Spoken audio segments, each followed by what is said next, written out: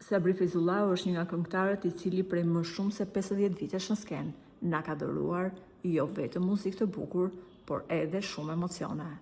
Ai ka ditur gjithmonë të jetë i dashur me publikun dhe t'i surprizojë ato me hitet e reja. Por familja e këngëtarit dhe bashkëshortja kanë kaluar një moment teje të vështirë kur hapën telefonat dhe panë se lajmi i parë që qarkullonte kudo ishte lajmi i tmerrshëm që as nuk do donin ta shihnin dhe as ta lexonin. Me shpejtësinë e erës në media ishte përhapur lajmi se këngëtari i njohur Sabri Feyzullahu kishte ndërruar jetë në një aksident automobilistik.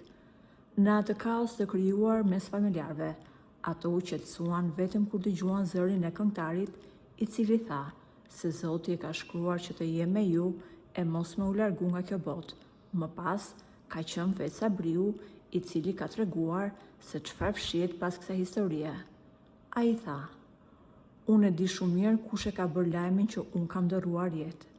Ai është një person nga Maqedonia, që unë nuk po ja përmend emrin, dhe ai nuk ka rreshtur asnjëherë së shpikur i gënjeshtra për mua, por kësaj here ai e tejkaloi çdo limit. Mu trembën fëmijët, mbesat u shqetësuan dhe qanin pa pushim. Dhe në këtë situatë, më keq më ka ardhur për vajzat e mia. Njëra jeton në Amerikë dhe tjetra në Londër, dhe bota femrore janë të ndjeshme, e në atë moment, sidomos vajza që është në Amerikë, ka qenë në punë, sapo ka lexuar lajmin, është tronditur pa mas. Vetëm telefonata ime ka qetësuar atë, kur i thash se jam mirë dhe ky është një lajm i rrem. Unë dua t'i çoj një mesazh personit në Maqedoni që më bëri lajmin e vdekjes. Zoti më ka dhënë shëndetin dhe jetën, e do të jetoj dhe pa e vendosi Madhi Zot, unë as nuk vdes dhe as nuk bëj aksident. Por nuk e imagjinoj dot se si mund të jenë njerëzit kaq të vegjël në shpirt e të gëzohen kur publikojnë këto lloj lajmesh.